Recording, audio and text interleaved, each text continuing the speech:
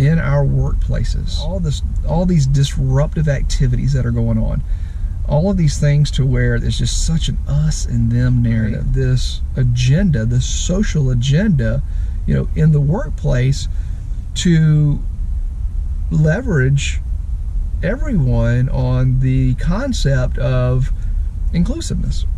I want you, I don't want you to hear me. I don't want you to listen to me. I'm gonna go a little bit further than that. I want you to feel me. Get a little spooky there, you know, when I jump into that camera. Sorry, but I do. I want you to feel me. I want you to put yourself in the room. So here is a person who has features like yours, and you're both minorities, whatever, you know, that may mean to you.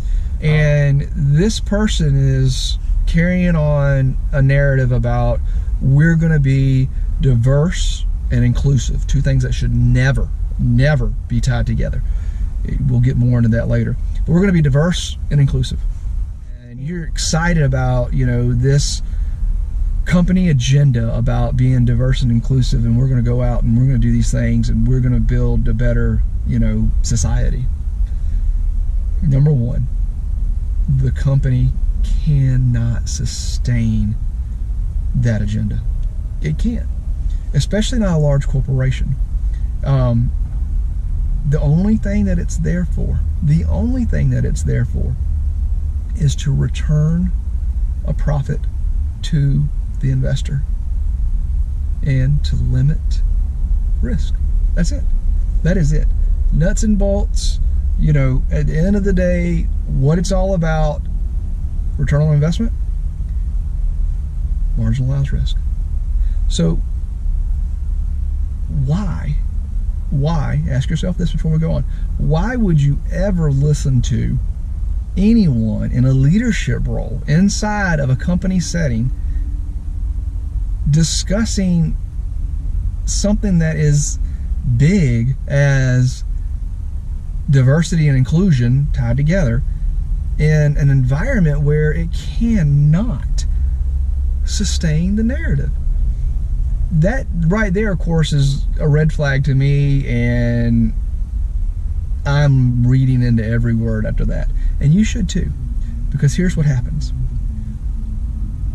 There's an opportunity for this particular company now to move a product line into a low wage paying country. And by the way, I'm all about a global market. What the corporation has been able to do for people in a global marketplace as far as spreading wealth in this world is amazing. The negative on that is that we now are allowing that same entity to go in and hold a social agenda where it has no business holding a social agenda. No business holding a social agenda. Spreading wealth, amazing. Social agenda, nightmare. So they have this opportunity now to go into this country with this particular product line, and they made a decision to do it. It's the right decision for the business, and I get it. Well, now all of a sudden, these diverse employees who were listening to this message that we were going to be diverse and inclusive of, they're all losing their job. You came in and leveraged a conversation, leveraged this narrative onto this work group, onto this employee population, getting them to buy in and believe in they were a part of something that could never be.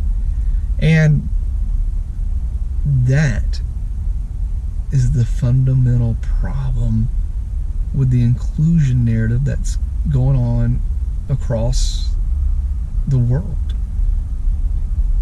You're putting people's heart at risk.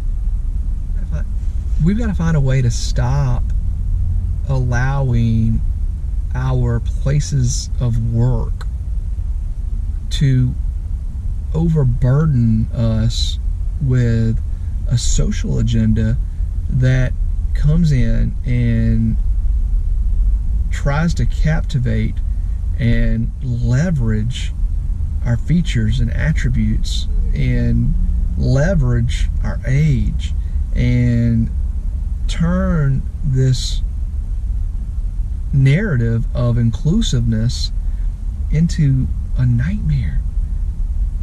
When we look out and we see all the disruptive activities that are going on in the world right now, I really want you to take the time to consider, could it be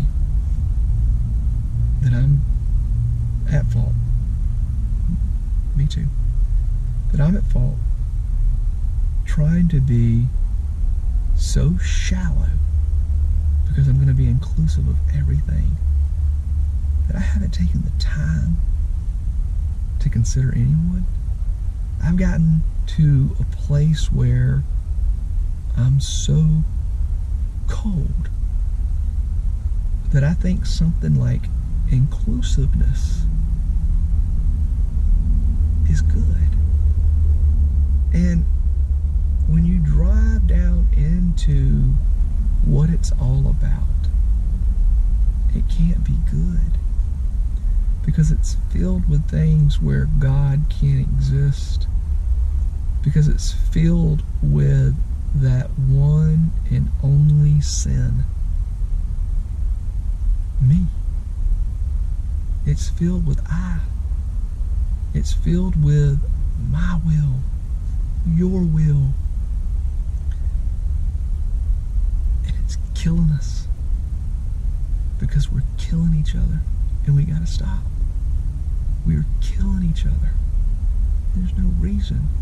The only reason that narrative, that inclusive narrative, is being used the way that it's being used is so that profit margin is able to shoot up, and it's able to give back a return to a financial community that has got the same heart as those hearts that created Birmingham, Alabama so many years ago, post-Civil War, which would become the capital of the civil rights movement. That's where it leads.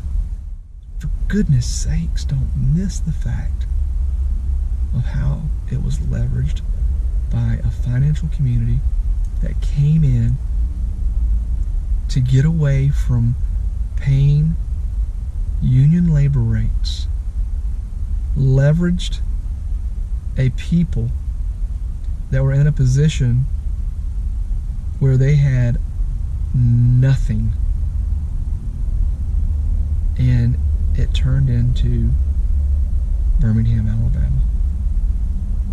It turned into Juarez, Mexico.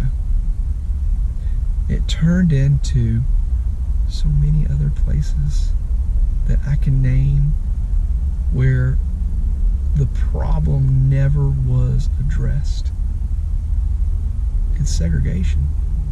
And it left the realm of Birmingham, Alabama, because some really brave people stood up and said, this is not right.